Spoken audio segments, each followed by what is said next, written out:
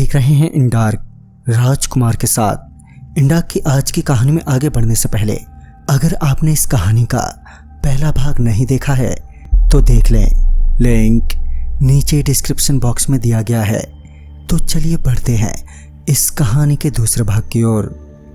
मैं उसे काम बताकर उज्ज्वला से मिलने तो निकल गया था, मगर ये पता नहीं था कि वो मुझे वहाँ पर मिलेगी क्या नहीं। खैर मैं करीब 9 बजे अपने क्वार्टर पर पहुंचा, जहां दरवाजे पर ताला लटका हुआ था। चूंकि मैंने वो क्वार्टर छोड़ दिया था तो ऐसे में मकान मालिक ने क्वार्टर के दरवाजे पर ताला लटका दिया था।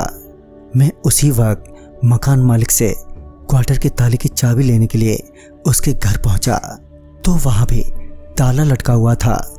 फिर जब मैंने आसपास पूछताछ की तो पता चला कि मकान मालिक का खून हो गया है। ये सुनकर मेरे तो पैरों तले जमीन खिसक गई। साथ ही वहीं अब ये समझ नहीं आ रहा था कि इतनी रात गए रात कहाँ बिताऊं। वहाँ के स्थानीय लोगों से मदद मांगने पर भी किसी भी तरह की मदद नहीं मिली और आखिरकार थक हार के मैं वहीं कस्बे के बस स्टैंड पर जाकर बैठ गया और उज्ज्वला के बारे में सोचने लगा। उसके ख्यालों में इस कदर डूब गया कि कब मेरी आंखें बंद हो गईं पता ही नहीं चला। फिर जब किसी ने मुझे कस के लात मारी तो मैं एकदम से धड़पड़ा के उठा। उठते ही मेरी नज़र मेरे सामने खड़े 2 हट्टे कट्टे पहलवान टाइप या कहें कि बाउंसर टाइप के लोगों पर पड़ी।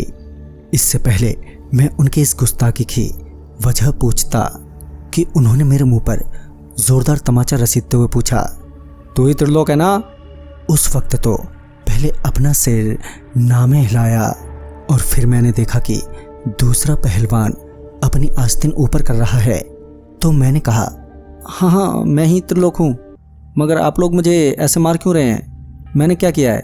मेरे इतना कहते ही उन दोनों ने मुझे मेरे कॉलर से पकड़ा और घसीटते हुए वहाँ से ले जाने लगे, जिस वजह से मेरी सांसें डर के मारे ऊपर नीचे होने लगी थी। मुझे लगा कि अगर मैं इनके साथ चला गया तो पक्का मारा जाऊंगा और ये सोचकर जब मैंने किसी तरह उनसे खुद को छुड़ाकर भागने की कोशिश की तो उन्होंने मुझे मेरे सिर पर इतना तेज मारा कि मैं एकदम से बेहोश हो गया। फिर जब मुझे होश आया तो मैं किसी पेड़ से बंधा हुआ था और खूब तेज बारिश हो रही थी। आसपास काफी अंधेरा होने के कारण कुछ साफ साफ दिखाई नहीं दे रहा था, मगर अजीब अजीब से आवाजें जरूर सुनाई दे रही थी, साथ ही बादलों की गड़गड़ाहट भी। तभी कुछ आग के गोले आसमान से नीचे आते हुए नजर आए और जैसे ही वो गोले जमीन पर पहुंचे तो वो सभी के सभी गोले बड़े बड़े दैत्यकार आदमियों में एकदम से बदल गए। उनके सिरों पर लाल रंग के सींग मुझे बचपन के उन जिन जिन्नात की कहानियों की याद दिला रहे थे जो अक्सर मेरे दादाजी हमें सुनाया करते थे।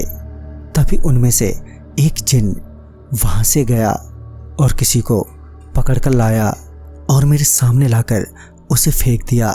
वो कोई फीमेल जिन ही थी जिसके बड़े घने बाल थे। और फिर जब उस फीमेल जिन ने आवाज देते हुए कहा, त्रिलोक, तो दोस्तों त्रिलोक के साथ आगे क्या होने वाला था ये जानने के लिए देखना ना भूलें इस कहानी की अगली कड़ी। तब तक के लिए बाय एंड टेक केयर।